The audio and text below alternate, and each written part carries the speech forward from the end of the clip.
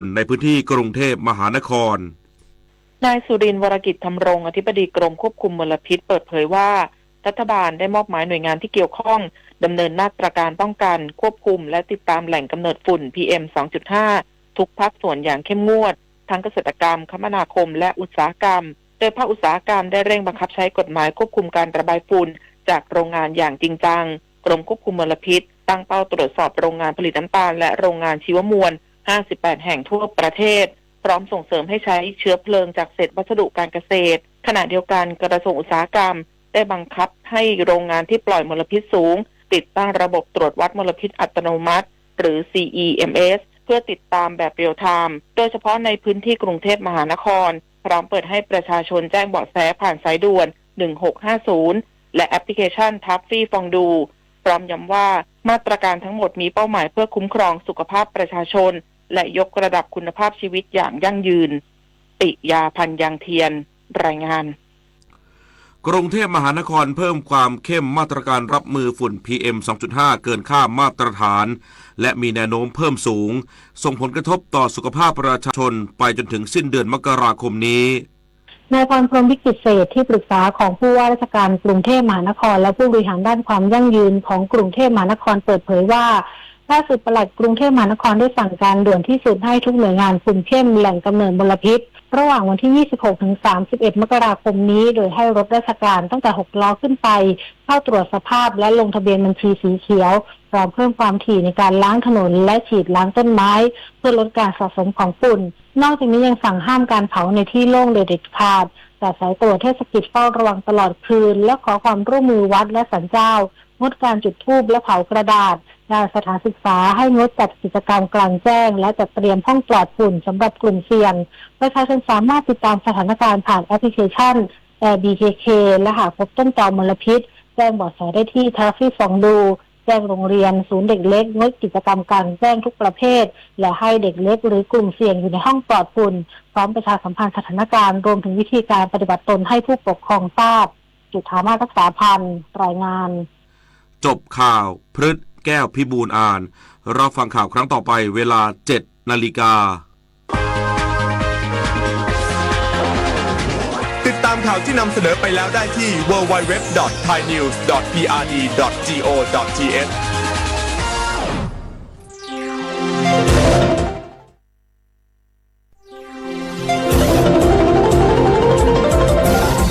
วิทยุแห่งประเทศไทยให้ความรู้คู่ความสุข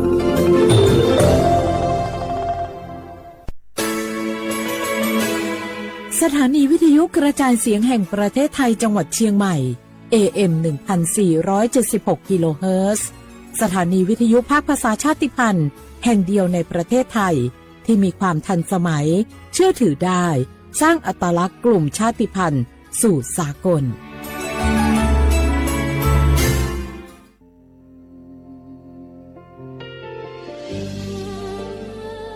พระเสด็จสู่แดนสวงไทยทั้งปวงน้อมสำนึกในพระมหากรุณาธิคุณตราบนิรันดร์ข้าพระพุทธเจ้าข้าราชการและเจ้าหน้าที่สถานีวิทยุกระจายเสียงแห่งประเทศไทยจังหวัดเชียงใหม่กรมประชาสัมพันธ์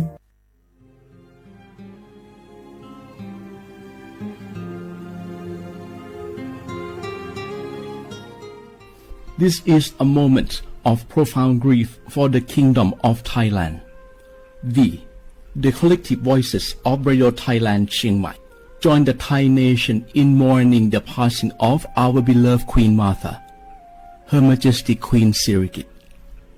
Her life was a testament to the unwavering service, grace, and deep love for the Thai people. Our humble condolences and thoughts are with His Majesty the King,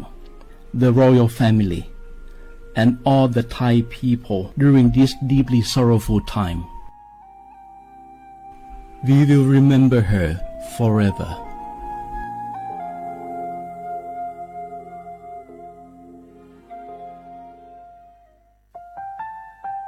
วานูลิซูชิแท้มีคนแนวจามาอามุสานีมาคือที่ลีสร้างโม วันโนวัตซึมาอาคือแฝมากูวัตถุวามาทะเลชิควาลิปดูถ้ามีคนได้ว่าจะมาวันโนลิโซชิซาควาซาโปอามาเฮ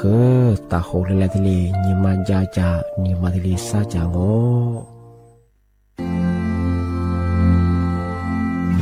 รากฐานสังคมไทยตั้งแต่อดีตจนถึงปัจจุบันเคารพเทิดทูนสถาบันพระมหากษัตริย์เป็นศูนย์รวมจิตใจที่เหนียวแน่นของคนไทย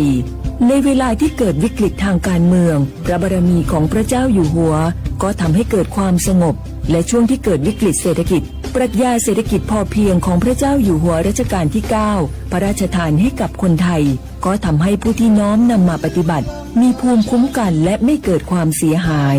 พระปฐมบรมราชโองการของพระเจ้าอยู่หัวรัชกาลที่ 10เราจะสืบสานรักษาและต่อยอดและครองแผ่นดินโดยธรรมเพื่อประโยชน์สุขแห่งอาณาราษฎรตลอดไปพระมหากษัตริย์ไทยทุกพระองค์ทรงห่วงใยราชเสมอสถาบันพระมหากษัตริย์ไทยศูนย์รวมใจไทยทั้งชาติ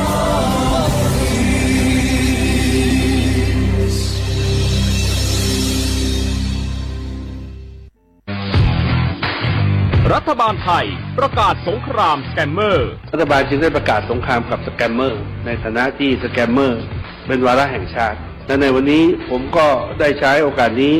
มารายงานหน้าย้ำ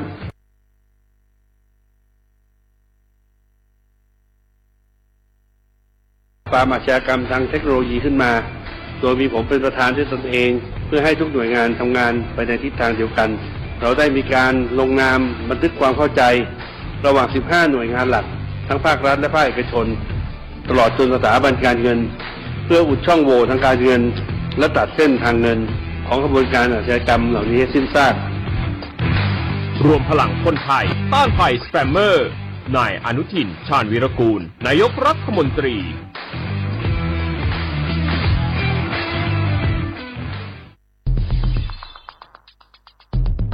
แค่3 ปีความเสียหายจากอาชญากรรมไซเบอร์ของคนไทยพุ่งทะลุถึง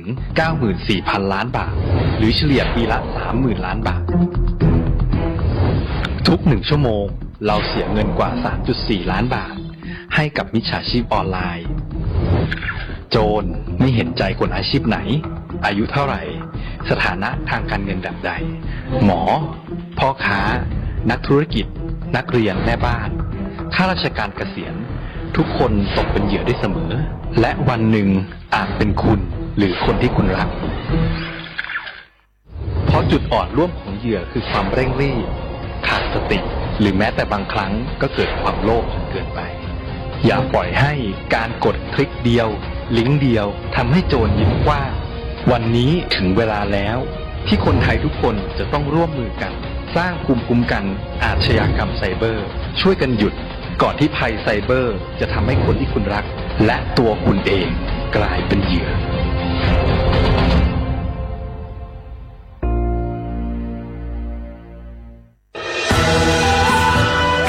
จากศาลากลางจังหวัดน่านหลังเก่าพัฒนาสู่การเป็นศูนย์การเรียนรู้นันทศิษย์ป่าคารโดยมูลนิธิรักป่าน่านนับเป็นพระมหากรุณาธิคุณที่สมเด็จพระกนิษฐาธิราชเจ้ากรมสมเด็จพระเทพรัตนราชสุดาสยามบรมราชกุมารีได้พระราชทานนามนันทศิษย์ป่าคารอันหมายถึงอาคารแห่งความรู้ทุกแขนงของจังหวัดน่านภายในประกอบด้วยห้องนิทรรศการเฉลิมพระเกียรติรัชกาลที่ 9แสดงพระราชประวัติและพระราชกรณียกิจของพระผู้ทรงเป็นพลังแห่งแผ่นดินและต้นแบบของความเพียรรถพระที่นั่งอนุสรณ์แห่งการเสด็จเยี่ยมราษฎรในถิ่นทุรกันดารทั่วทุกภูมิภาคของไทยพิพิธภัณฑ์ศาลากลางจังหวัดน่านความทรงจำของอาคารหลังเก่าและการอนุรักษ์สิ่งสำคัญของเมืองน่านเทคโนโลยีกับมนุษย์จุดประกายความคิดสร้างสรรค์สู่การสร้างนวัตกรรมในอนาคตน่านซิมูเลชันแนวทางจัดการขยะที่ยั่งยืนเพื่อตระหนักถึงผลกระทบต่อสังคมเศรษฐกิจและสิ่งแวดล้อมห้องสมบัติน่านย้อนรอยสู่อดีตและความรุ่งเรืองของนครน่านผ่านเงินตราเครื่องเงินและผ้าทองเปิดให้เข้าชมฟรีไม่มีค่าใช้จ่ายตั้งแต่เวลา 9 นาฬิกาถึง 17 นาฬิกาหยุดทุกวันจันทร์และวันนักขัตฤกษ์มาร่วมอนุรักษ์สืบสานสร้างสรรค์ศิลปะวัฒนธรรมและวิทยาศาสตร์ของเมืองน่าน คุณค่าที่น่าภาคภูมิใจ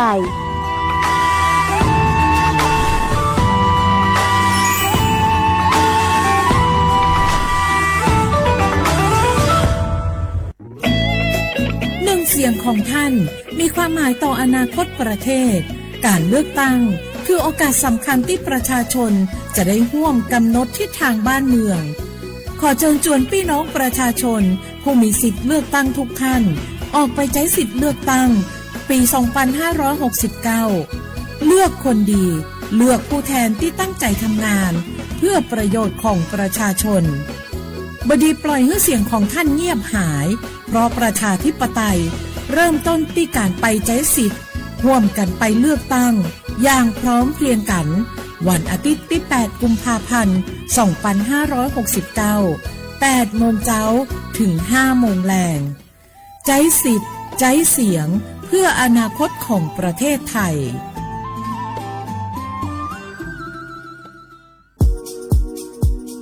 30 บาทรักษาทุกที่เจ็บป่วยเล็กน้อยอาทิมีไข้ไอเจ็บคอปวดข้อเจ็บกล้ามเนื้อใช้สิทธิ์บัตรทอง30 บาทปรึกษาเภสัชกรและรับยาตามอาการ32รายการไม่เสียค่าใช้จ่ายเพียงยื่นบัตรประจำตัวประชาชนที่ร้านยาที่มีสติกเกอร์30 บาทรักษาทุกที่หรือร้านยาคุณภาพของฉันให้บริการดูแลอาการเจ็บป่วยเล็กน้อยสอบถามเพิ่มเติมโทรสายด่วนสปสช1330 24 ชั่วโมงอยากเลิกบุหรี่ไม่ยากอย่างที่คิดทางเลือกง่ายๆที่จะช่วยคุณได้เพียงใช้สิทธิ์บัตรทองปรึกษาเภสัชกรและรับยาช่วยเลิกบุหรี่ที่ร้านยา30 บาทรักษาทุกที่หรือโทรสายด่วนสปสช1330เพื่อสอบถามรายชื่อร้านยาที่เข้าร่วมได้เลยเลิกบุหรี่วันนี้เพื่อชีวิตที่ดีกว่าในวันพรุ่งนี้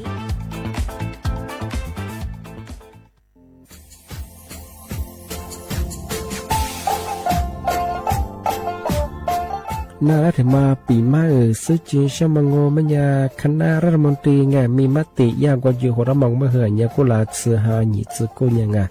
ยิ่งโคยิ่งตัวอยาชดซื้อฉีกว่ายาไปรับมองเมื่อเหื่อยแก้ไขปัญหาไงสถานะอาทิตย์เหื่อยสัญชาติไงเอาถ้ามีคนเนี่ยว่าจะส่วนไงอธิบายที่ยากกฎหมายถือว่าไปรับมองเมื่อเหื่อยไงมาตราที่17ไงแห่งพระราชบัญญัติคนเข้าเมืองไง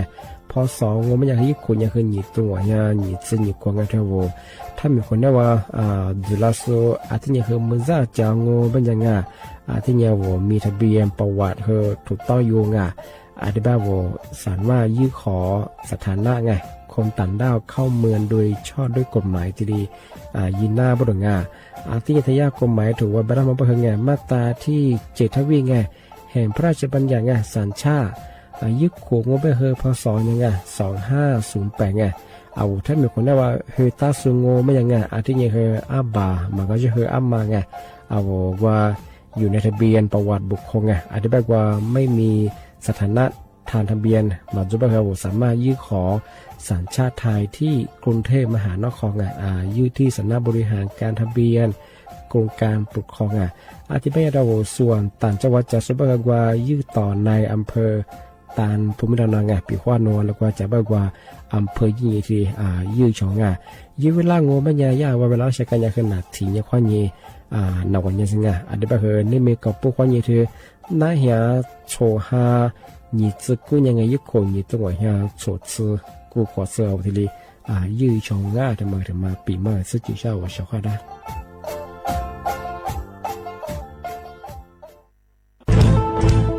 เชียร์ว่าบุกอามาสนใจ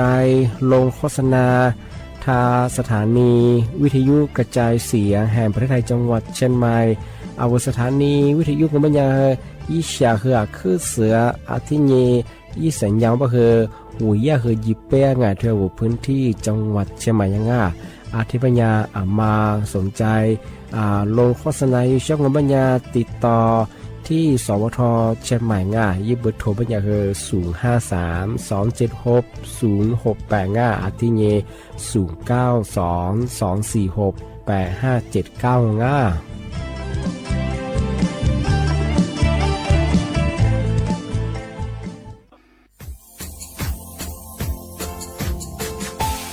าว่าบราวัฒมาปีใหม่อาทิตย์ตาจินชามองมันยังไงอามุสาจังหวัดเชียงใหม่ควายมาปีใหม่ปากไก่ฝรั่งที่5ที่นี่ของพวกควายยังว่า5 3ที่นี่สังเกตคนอยู่ตรงนี้โฉดซึกูกว่ามาคืออาตุทัดโชดกับปากกับเมียนเดสพิอาลุมิโดขยันรัวจุดประดังสัตว์ความแบบดิต้มแบบอาตุทัดโชบรัง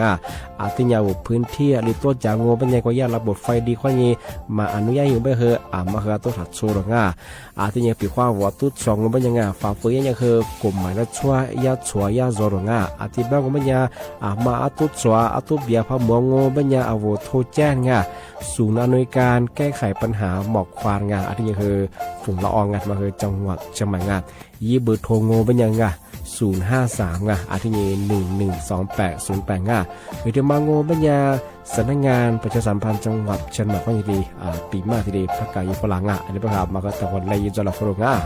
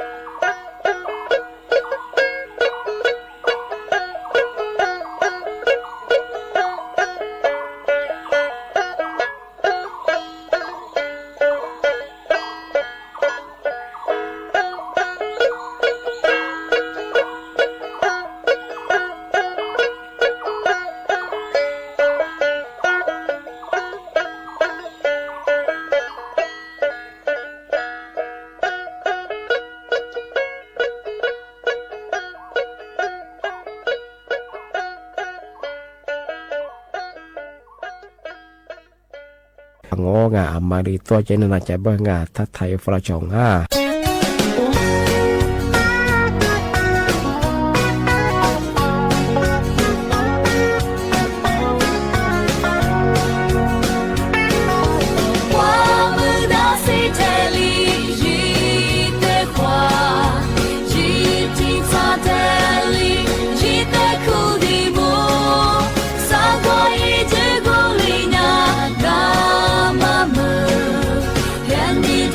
Say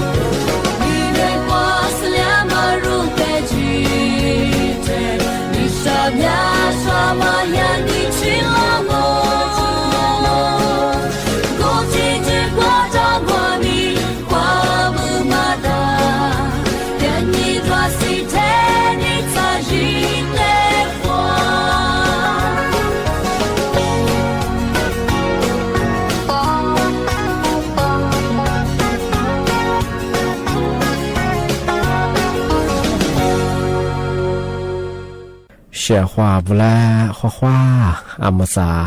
阿我李松我都知的话被啦我啊阿我李松我都จามงบัญญาดูกุญทาจิ้มหมายดังอ่ะสถานีวิทยุกระจายเสียงแห่งประเทศไทยจังหวัดใช่ไหมวะโดยจะถ้าวิทยุว่ามือจามงบัญญายี่ระบบญา AMยิ่งครึ่งความถี่โงบัญญาที่ตัวลี่ยาสีจือโฉเฮกว่าโจเนี่ยเฮตัวหลังอ่ะในแนวบัญญาเฮโฉโมขวานีจีโมติขวาตัวที่โมร้อยเนี่ย